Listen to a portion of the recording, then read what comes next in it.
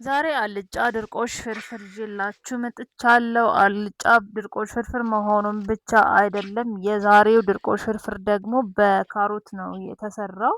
ምንም አይነት ሽንኩርት ሳልጠቀም ሌሎች የምንጠቀማቸውን ቅመማ ቅመሞችንም ማጣፈጫ ዘይቱንም እርዱንም ተጠቅሜ ሽንኩርት ብቻ አስወግጄ ሽንኩርት ሳልጠቀም በካሮት ሰርቼዋለሁኝ ማለት ነው። እናንተ አታምኑም እንግዲህ በካሮት ወጥ ሰርታችሁ የማታውቁ ሰዎች ማለት ነው።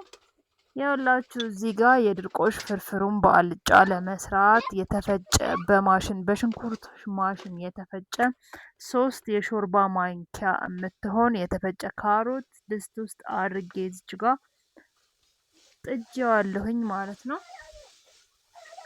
እና ለተወሰኑ ደቂቃዎች ለ1 ለ2 ደቂቃ እናበስለዋለን። በደንብ አድርገን እናበስለዋለን። ከበሰለ በኋላ የራሱን ውሃ ምጥጥ ሲያደርግ ልክ እንደ መብሰል ነገር ሲል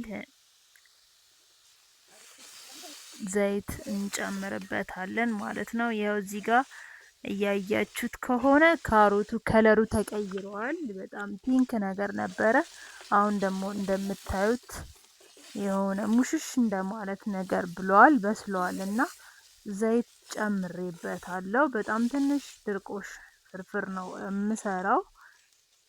ለአንድ ሰው ቁርስ የሚሆን ድርቆሽ ፍርፍር ነው ለመስራት ያሰብኩት። እዚህ ጋር እርድ ነው የጨመርኩበት። እርድ ውስጥ ቅመም አለ ቤት ውስጥ ስላዘጋጀሁት ቆንዶ በርበሬ ትንሽ ከሙን አርጌበታለሁኝ። ብዙ ጊዜ ለሩዝ ምናምን ስለምጠቀምበት እና ነጭ ቅመም፣ ከሙን፣ ቆንዶ በርበሬ ሌሎችም ቅመማ ቅመሞችን ጨምሬ ቤት ውስጥ ራሴ ነኝ ቀምሜ የሰራሁት። ለዛ ነው እና ብዙ እርድ የጨመርኩኝ እንዳይመስላችሁ እስከነ ቅመሙ ስለሆነ ነው።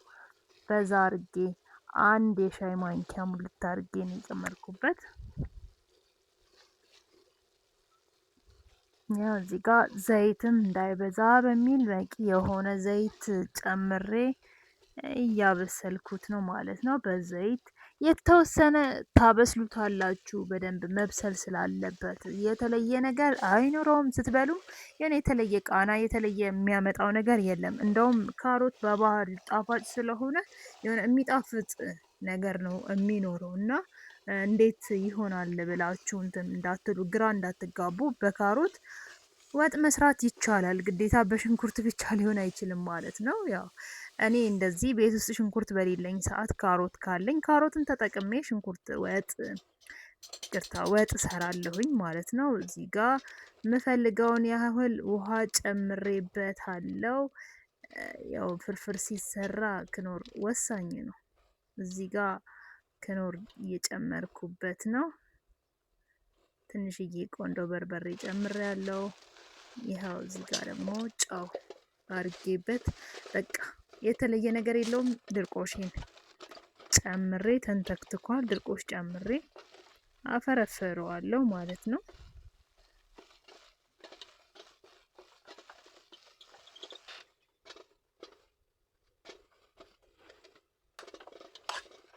ያው በምታዩት መልኩ የድርቆሽ ፍርፍራችን እንግዲህ ደርሳለች ማለት ነው። ይህን የመሰለ ድርቆሽ ፍርፍር በአልጫ እና በካሮት የተሰራ የድርቆሽ ፍርፍር ማለት ነው። በጣም በትንሽ ደቂቃ ውስጥ ማናችንም ቤት ውስጥ ድርቆሽ ካለን የተዘጋጀ ድርቆሽ ካለ ካሮት፣ ዘይት ምናምን የምንላቸው ነገሮች ካሉ ያው በቀላሉ እንደምታዩት ሽንኩርት የለኝም ኦር ሽንኩርት ተወደደ ብለን መጨነቅ አይኖርብንም ማለት ነው። እኔ እዚህ ጋር የምሳቃ ውስጥ እያሰርኩት ነው ያለሁት። እንግዲህ ትምህርት ቤት ሁላ ነው ዛሬ ፍርፍር ተይዞ የሚሄደው። ያው ቤት ውስጥ ደግሞ ለራሴ እንደዚህ አዘጋጅቼዋለሁኝ እና እስኪ ቴስት አድርጌ እነግራችኋለሁ ያለውን ነገር።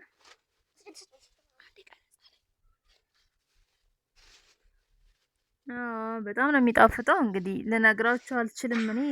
ለኔ በጣም ጣፋጭ ምግብ ነው የሆነልኝ። ቅባት አልበዛበትም። የተለየ የተጨመረ ነገር የለውም። እንዳያችሁት ነው።